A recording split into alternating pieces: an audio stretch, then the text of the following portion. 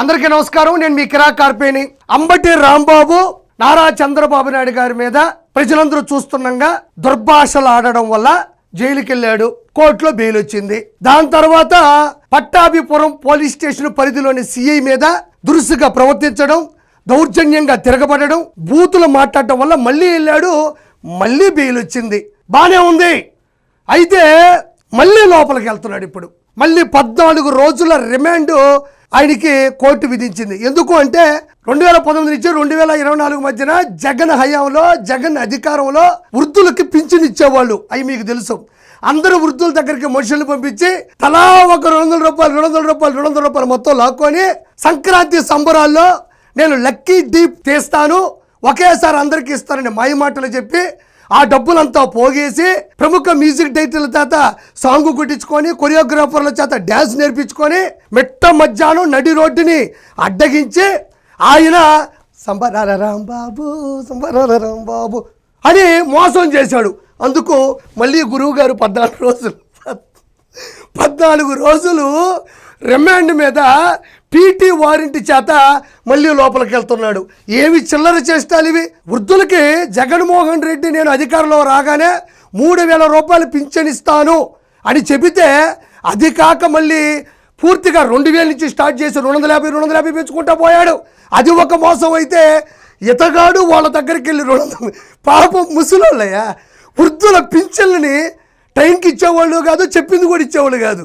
ఈ మనిషి పోయి వృద్ధులకు ఇతరులకు కూడా పింఛన్ వస్తుంది, అది వేరే విషయం. వృద్ధుల దగ్గరికి వెళ్ళి 200 రూపాయలు పెరుక్కొని లక్కీ డిప్లో సంక్రాంతి సంబరాలకు ఇస్తానని చెప్పి ఈ ఆంబోతు రాంబాబు ఆ చిల్లర పైసలు మొత్తం లాగేయడం వల్ల ఈరోజు చూడు మళ్ళీ మనిషి జైలు నుంచి బయటకు వచ్చే లోపు ఇంకో వెహికల్ వస్తుంది, మళ్ళీ జైలు నుంచి బయటకు వచ్చే లోపు ఇంకో వెహికల్ వస్తుంది.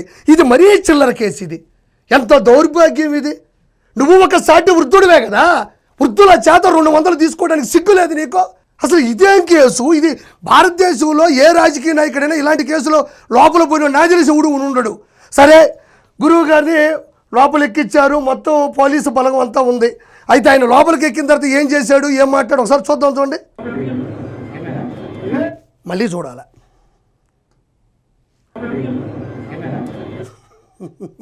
అంబటి రాంబాబు కెమెరాలన్నీ చూస్తూ ఉండగా ఇంకా లోపలికి రిమాండ్కి వెళ్ళేటప్పుడు తగ్గేదేలే అంటున్నాడు. అంటే అంబటి రాంబాబు చెప్పేది ఏంటంటే తగ్గేదేలే, 2029లో వైఎస్ఆర్ చెప్పి నెగ్గేదేలే. గుర్తుపెట్టుకో, నీకు ఉదయాన్నే ఉప్మా, మధ్యాహ్నం మజ్జిగన్నం, రాత్రికి రసం అన్నం, ఏం చెప్పనక్కర్లే, పూర్తిగా తగ్గిపోతుంది, కొవ్వు మొత్తం గరిగిపోతుంది. స్లిమ్గా కాదు, సిమ్ముగా బయటకు వస్తావు. మరి చూడండి, ఇక్కడ మనం గమనించినట్లయితే మన గాంధీ గారినో, పొట్టి శ్రీరాములు గారినో, మరి అప్పట్లోని స్వాతంత్ర ఉద్యమంలో పాల్గొన్న, అంటే క్విట్ ఇండియా ఉద్యమంలో, ఉప్పు సత్యాగ్రహంలో పాల్గొనేటప్పుడు వాళ్ళని అరాచకంగా, అన్యాయంగా, కిరాతకంగా వాళ్ళని అరెస్ట్ చేసి తోసుకొని వెళ్తూ ఉంటే వాళ్ళు మన భారత జనాల కోసం వాళ్ళు కొన్ని సిగ్నల్స్, సైన్స్ ఇచ్చేవాళ్ళు, కొన్ని చేతులతో ఊపేవాళ్ళు. ఆ మాదిరి ఇతను చూడండి అయ్యా. అదే తగ్గేదేలే అంటున్నాడు. ఆల్రెడీ 5 కేజీలు తగ్గాడు. మొహం మొత్తం పోసిపోయి, ఎంట్రుకుల రంగంతా పక్కకు పోయి, ఇదంతా తగ్గిపోయి ఇలా ఉన్నాడు మనిషి. తగ్గేదేలే అంటున్నాడు, బాగా తగ్గిపోయాడు.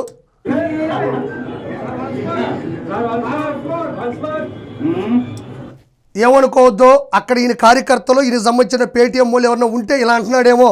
ఇప్పట్లో రాడు, రేపో ఎల్లుండో వస్తాడేమో, ఇంటికి వస్తాడులే, ఏసీ వేసుకొని పడుకుంటాడని మాత్రం మీరు అనుకోవద్దు. ఈయన మీద ఇప్పటికి అంబటి రాంబాబు మీద ఈ వయసులో ఇప్పుడు 50 కేసులు నమోదై ఉన్నాయి. ఇంట్లో కూర్చొని కేసు బీర్లు తాగే వయసులో కేసులు ఏడయాగతావు. అవి కాక మళ్ళీ ఇంకా చాలా కేసులు ఉంటాయి. మనకు అనవసరం గంట అరగంట, అవన్నీ మనకు సంబంధించినవి కాదు. అంబటి రాంబాబు రేపు ఎల్లుండో వచ్చేస్తాడని మాత్రం ఆ ఇంట్లో పనిచేసే వాళ్ళు ఏసీ ఆన్ చేసి దుప్పట్లు నీట్గా క్లీన్ చేసి మాత్రం చూడాల్సిన అవసరం లేదు.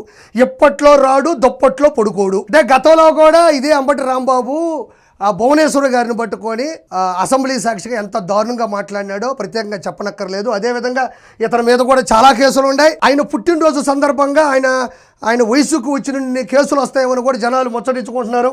అయితే ఫైనల్గా చెప్పేది ఏంటి అంటే అంబటి రాంబాబుకి తిక్క కుదిరింది. 100% అంబటి రాంబాబు చాలా సమయం పడుతుంది రావడానికి. కాబట్టి ఇలాంటి వాళ్ళు చాలామంది కూడా జైల్లోకి వెళ్ళబోతున్నారని మనస్ఫూర్తిగా నేను తెలియజేస్తున్నాను. Thank you so much.